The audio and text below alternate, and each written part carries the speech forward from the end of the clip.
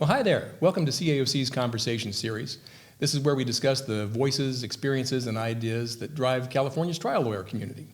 I'm J.G. Preston, and I'm joined by Melissa Baldwin from Baldwin Settlements. Nice to see you, Melissa. You too. Thank you for having me. Tell me about Baldwin Settlements. What do you do, and what makes your approach unique? So we are exclusively a structured settlement firm, which I'm not going to bore you with all the details, but by law, it's a very unique opportunity for plaintiffs and their attorneys to structure their money and really provide very unique, amazing benefits to help them, for life. For me, for Baldwin Settlements, our approach, even I should say the feedback I get from attorneys, so I know this to be true, the feedback that we get is our approach is more unique than others. Our approach comes from a place of being very personal and very compassionate. How we interact and how we talk with the plaintiffs, it's really important. We kind of mirror the attorneys, the attorneys that have worked with these clients for years and have struggled for them in their case. Going through a lawsuit for a plaintiff is extremely stressful. It's anxiety-ridden. It's the unknown. And we recognize that. So when we're talking with the plaintiff, we come from a place of that understanding and that compassion of what they've gone through and walking them through step by step to make sure that we know every concern, every question, every need that they have, and that we're meeting everything and listening to them, really listening to what their needs are. And so to us, it's really important to always have that level of compassion for everyone we talk with and work with. Well, I know Baldwin Settlements has become a trusted name among our CAOC member attorneys. What is it you think keeps them coming back to you? I think, well, hopefully a lot of things, but I think one of the main things is those who have worked with us know that we do not look at cases in dollar amounts and numbers. Mm-hmm. It's never about the dollar. It's never about the money. It's only about the plaintiffs and making sure that we only have their best interest at heart. So it doesn't matter if it's a small case or an 8-figure case.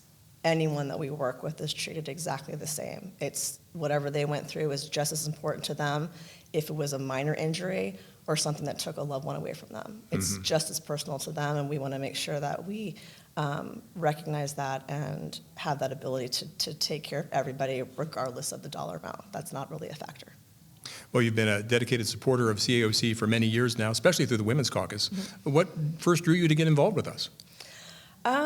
Actually, it is more of the political part and the legislation of CAOC. Uh-huh. I've been a big supporter of Justice Day for a lot of years, and for me, I recognize that as just people, our own advocates in California, CAOC does an absolutely amazing job, pushing bills forward that would help all of us, benefit us as people and also the plaintiffs and our clients, and also does that really tough fight to hopefully get rid of bills that could harm us and harm our clients. And that legislative, that political part is something so unique to CAOC.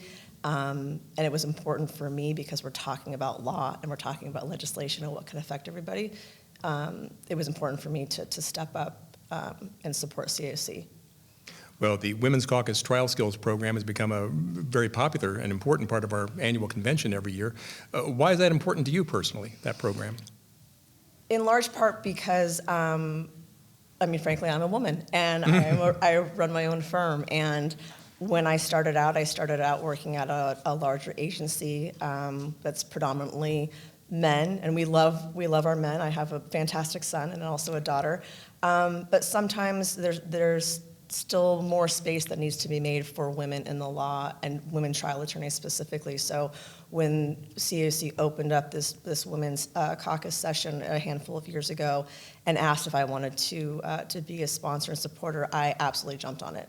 Helping to bring up and sponsor something that younger female attorneys can come in into the space and see people like themselves and see that they can do it too. Mm-hmm. So to be a supporter of that, it was really important to me. So yeah, over the years, how have you seen women in the legal profession, especially in trial law, how have you seen them evolve and gain influence over time? It's really been tremendous. I mean, being in this field almost 20 years, I can definitely see a trajectory, which is fantastic. There's so many more women trial attorneys. Not everyone's a trial attorney. That's a very specific thing. Not everyone wants to do trials. Right. Some people are just happy running their firms and settling cases. But to hear and see so many different trial attorneys that are women now and making that ask, I want to be first chair. I don't want to just take all the expert depots. I want to make sure that I'm going to be a trial attorney and making that ask. And maybe years ago it was harder to try and assert yourself in their firms, and it's really opened up, and it's going to continue. It's pretty fantastic. What do you see as the challenges that still exist for women in the legal profession, and how can organizations like CAOC help break down the barriers?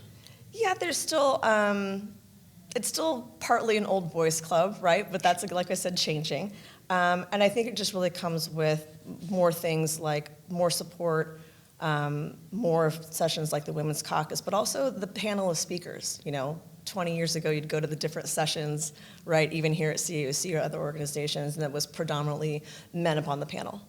So if you walk into a room as a young woman lawyer, you don't see like and like. So can I do this? You don't know who's there to support me.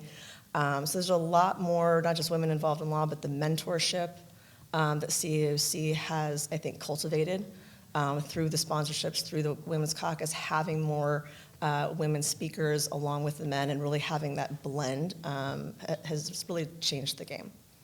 Well, I want to thank you for stepping up big for CAOC this year and sponsoring our President's Club suite at our annual convention. That was very, very nice of you. Yeah. As you look ahead, what's your hope for what the next generation of leaders is going to be able to bring to CAOC and the trial lawyer community?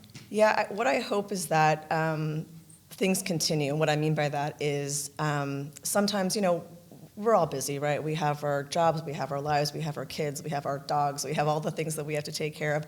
And sometimes, there's a bill or something that's going to come across, and, it's like, oh, I don't have time to get involved, or I don't have time, someone else will take care of that, right? And sometimes there's not a lot of drive to step up into leadership. It takes time away from you, to be in leadership, or to be on the education panel, or be in sessions. But what I hope is that more and more people, especially like through President's Club, see the benefit, see how important it is, and continue to make sure that they're making themselves available. Because if everyone's not out there trying to help, whether it's in Sacramento or even to make these conferences successful, it's just going to fall by the wayside. So if we can always keep coming together and have more and more leadership and build that wave up together, I think it's going to be tremendous. Well, tell me a little bit about your background and what drew you to doing this job for a living. I actually went to law school to be a lawyer. And when I say that to lawyers, they go, oh, best call that you decided not to be an attorney, which is hilarious. But decided I didn't want to practice. I don't know why to this day. I just decided it wasn't something that it was right for me. But a handful of years later, when I was pregnant with my son, my first child, the realization of I had always wanted to do something that would be for the greater good, helping people beyond my little life. Mm-hmm. And I wanted to get back into the law in some way. And I'd known about structured settlements. And structured settlements is a place where you can be within the law, be at mediations with your attorney clients and the plaintiffs, be there to help. I go to court, I'm at mediations, I'm on the phone, meeting clients in their homes like the attorneys, and feeling to have that feeling of really feeling I'm helping someone and helping families hopefully come together and be an advocate along with the attorneys was just amazing. So it was such a good fit. So it started out when my son was an infant and never looked back, and it's fantastic. I absolutely love what I do and the people that I get to work with. But you've got the legal background to really understand what your clients are going through. Yeah, I'm a bit of a nerd, so I like to I go to the sessions, and I learn things sometimes from when I hear my attorney speak that I find a way to help when we're talking with the plaintiffs. I'm all about knowledge. There's always something to learn. So I'm a bit of a nerd for the law. I love it. Well, it's been nice talking to you, Melissa. Thanks for your time. Thank you so much for having me. I appreciate it. Thank you for tuning in. And to stay informed about CAOC's advocacy, events, and member resources, give us a follow and watch for future updates. We appreciate your continued commitment to justice for all. Perfect. There we go. Fifth time's the charm. Nice.